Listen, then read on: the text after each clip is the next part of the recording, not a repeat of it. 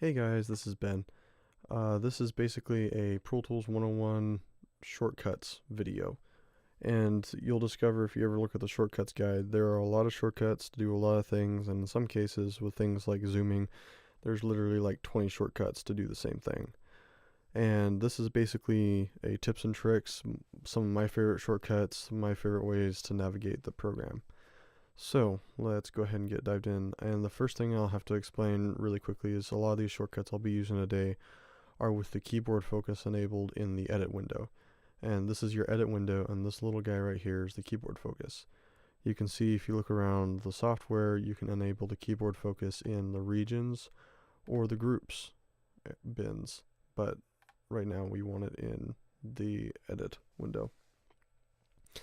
And also a quick note, a lot of you will be working on Pro Tools 10. I'm on Pro Tools 9, and one big difference is this is the regions bin in Pro Tools 9, whereas in Pro Tools 10 that is known as the clip bin, if I remember correctly. They changed the name, still same general purpose, some differences, but basically if I say region or clip, I'm talking about the same thing. And the region or clip refers to the file that is in your edit window on your track. So diving right in, A, S, D, F, G, B are some of your quick keys for cutting and editing on the fly. A will cut your region or your clip from the beginning to wherever the playhead your selector tool is. So A will cut from the beginning and S will cut from the end.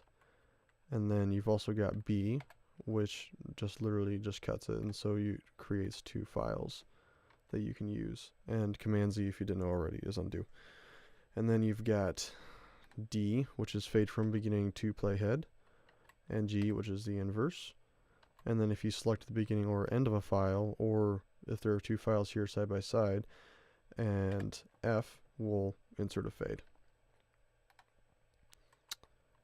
And zooming. There's a lot of different ways to do it.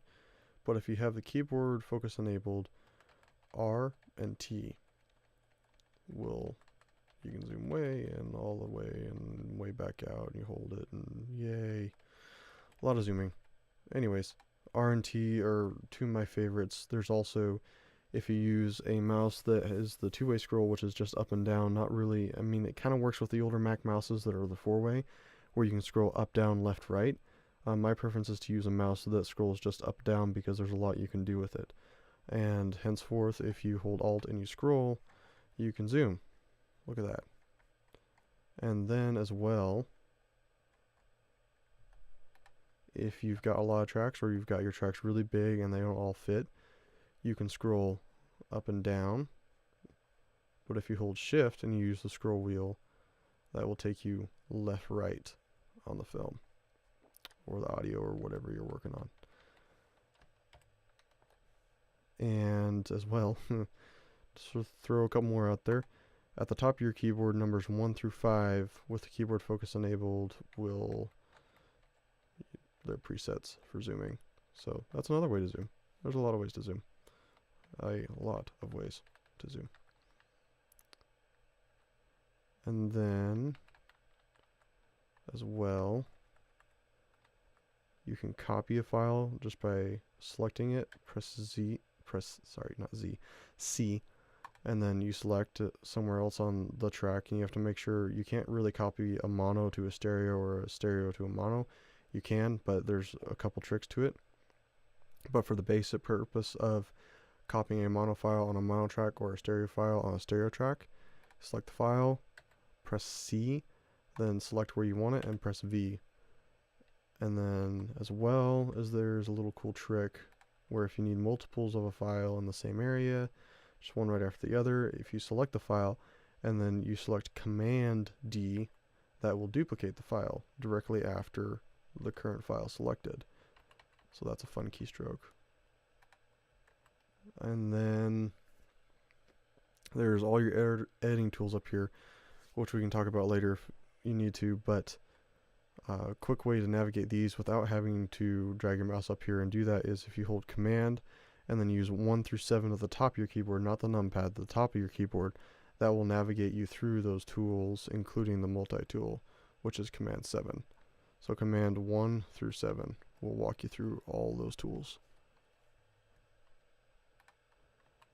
And then a little freebie, this one's fun.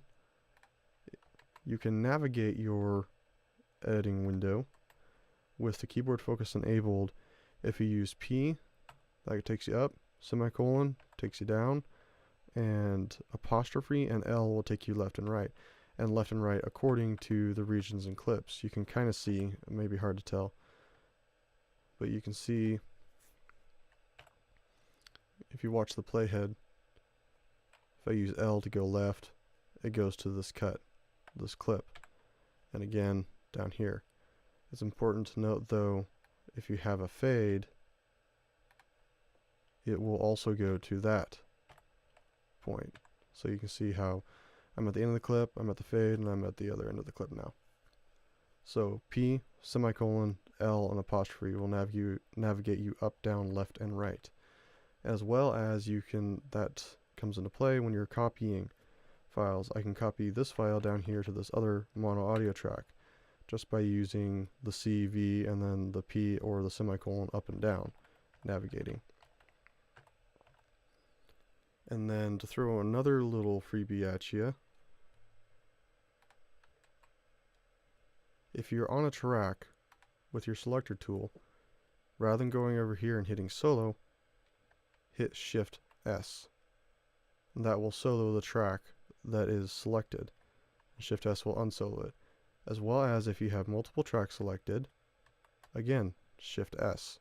That will solo the track selected, and Shift S will unsolo them. That's an easy way to cut out a little bit of mouse work. There are a lot of tools, a lot of shortcuts. You can navigate your regions bin. I mean, minus as well will that's your volume automation. That's another keyboard focus enabled shortcut.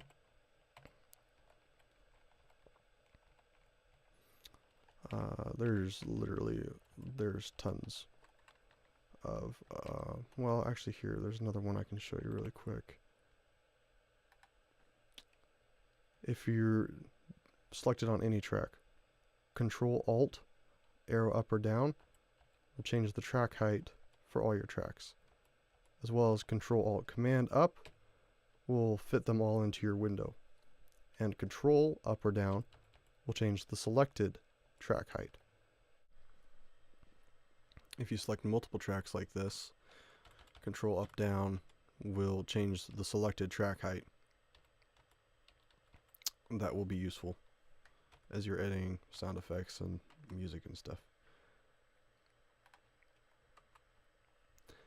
Anyways, that's it for now. I think that covers a lot of the basics. I mean, there are tons and tons of other keyboard shortcuts of all kinds of fun stuff that you can do. I could go on forever. If there's more shortcuts, I will probably do another video at some point with some more of my favorites. Anyways, that's it for now. Hope that was helpful.